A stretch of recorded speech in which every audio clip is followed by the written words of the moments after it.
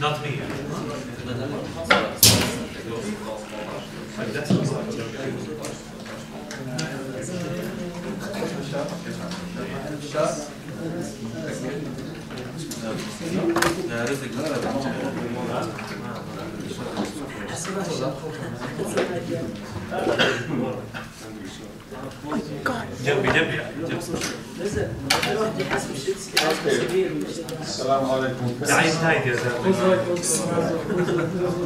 Let's go ahead and start. Do you have a field trip today or something like this? What time? 12 till 1.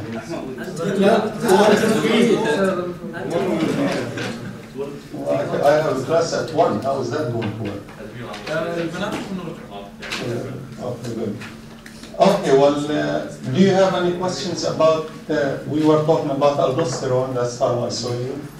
And again, we said like every hormone, you want to know where it comes from. How is it synthesized? How does it get to its site of action? And when it gets there, what does it do? And if possible, to understand the mechanisms whereby the effect is affected. We said, remember now, the aldosterone is a steroid hormone, and as you would expect, as a steroid hormone, its mechanism of action probably involves the formation of new genes, DNA, messenger RNA, and ultimately protein synthesis. And enzymes probably that fit with its action. And sure enough, that's what aldosterone does. It travels mainly to the principal cells of the late distal tubule and cortical collecting duct, and that's where it acts. How does it act? Well, again, through this mechanism of binding to its receptor in the cytoplasm.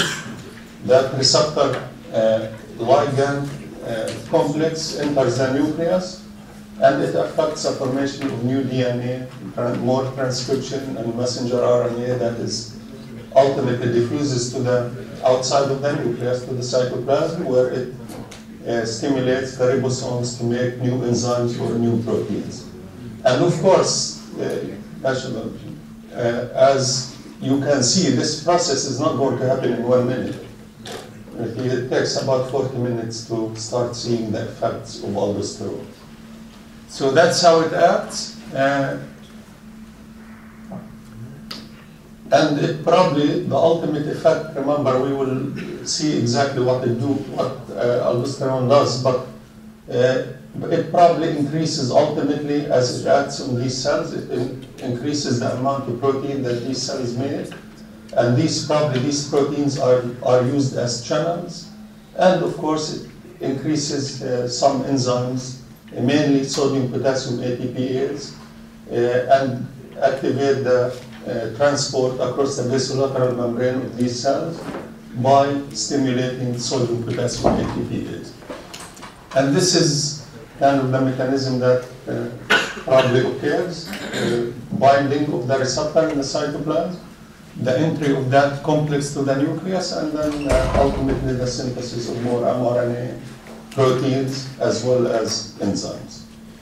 Well, now, one of the important enzymes that aldosterone increases is sodium potassium ATPase. لأنه احنا قلنا aldosterone يعني its number one effect is to move potassium from the extracellular fluid into the cells. And how does it do that? By increasing the number of sodium potassium ATPase as well as increasing the activity of sodium potassium ATPase. And it does it, as we have seen, through a mechanism that involves genes as well as messenger RNA and the synthesis of new proteins. Well, now again, this takes about 45 minutes, and for aldosterone to really become totally functional, its full function is really seen after a few hours. Well, so when all that happens, what do we get?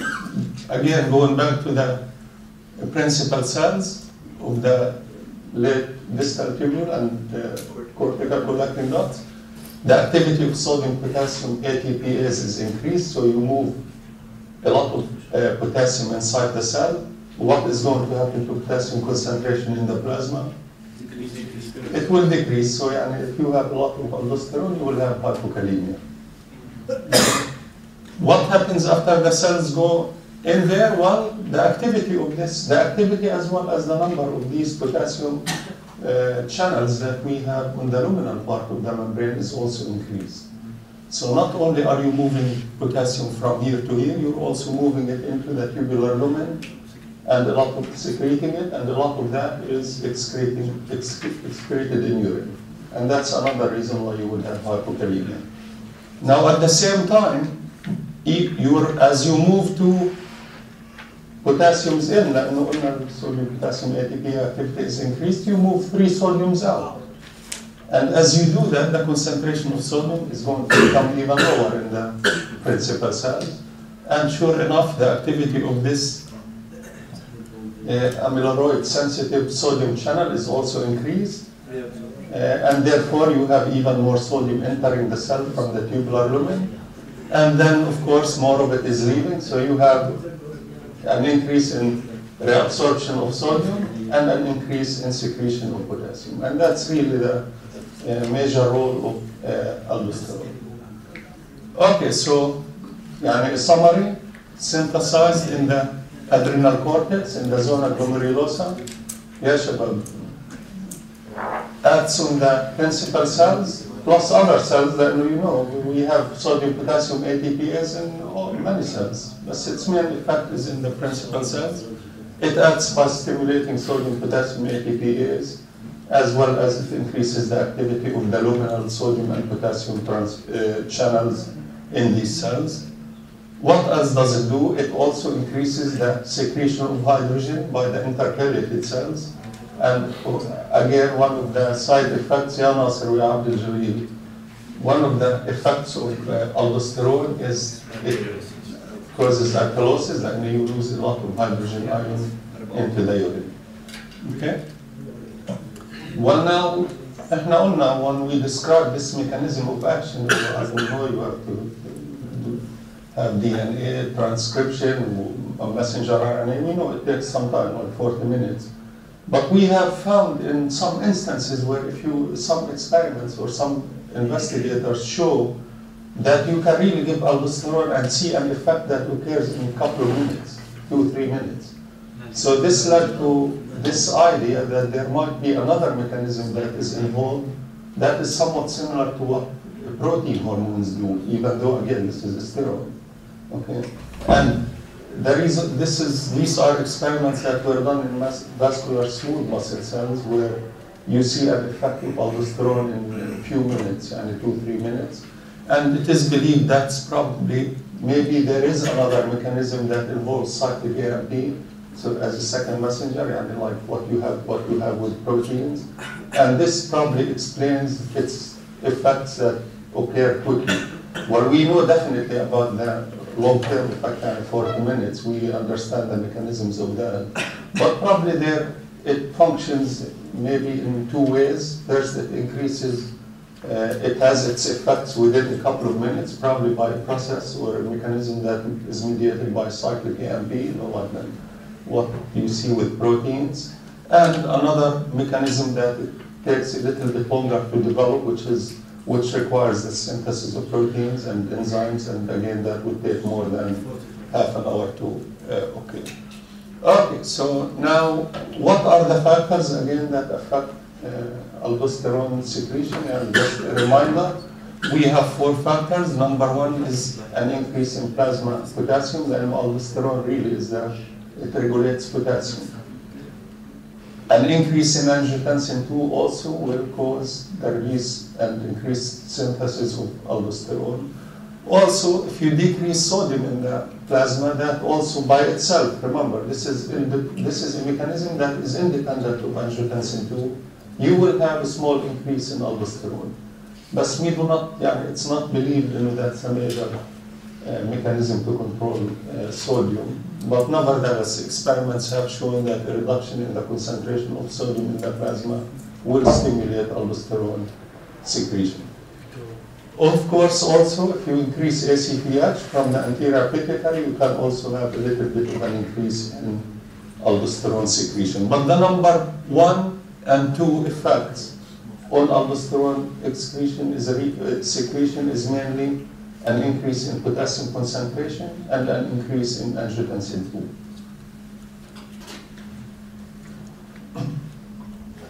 Okay, well now this is an experiment that kind of confirms this. And what they did in this experiment, this is a control period where plasma aldosterone and plasma cortisol, remember this is our next hormone, gluccocorticoids, mainly cortisol in human. These are the levels under normal conditions. In these dogs, I think this was done in dogs, plasma angiotensin II was blocked by an ACE inhibitor for about a week.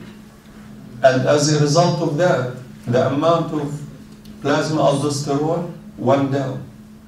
ليش؟ لأنه if you have less angiotensin II, angiotensin II stimulates the secretion of aldosterone. But look, it doesn't have any effect whether you have angiotensin II or not. It doesn't have an effect on cortisol. But it certainly has an effect on aldosterone. And this shows you clearly that these hormones are regulated separately, even though they both come from the adrenocortics. When we replaced angiotensin II by infusing it, any more angiotensin II, plasma concentration of aldosterone went back to the previous levels. However, cortisol is not affected. And again, this experiment shows you very clearly that angiotensin II affects aldosterone secretion without affecting cortisol, even though both of them come from the adrenocortex. Okay? This is a black slide. Okay, now we will switch to gluccocorticoids. Any questions about aldosterone? We left them till judgment day. Any questions about aldosterone? Okay, that's good. We've heard about it before. Yes? So angiotensin II, it causes the release or the emission? We always have angiotensin II in our body. There is a basal level. If that increases above base, you will have an increase in aldosterone secretion. Okay? But if you block angiotensin II, which we can do experimentally by using ACE inhibitors, and you will be using a lot of these drugs, and they work very nicely with hypertensive patients.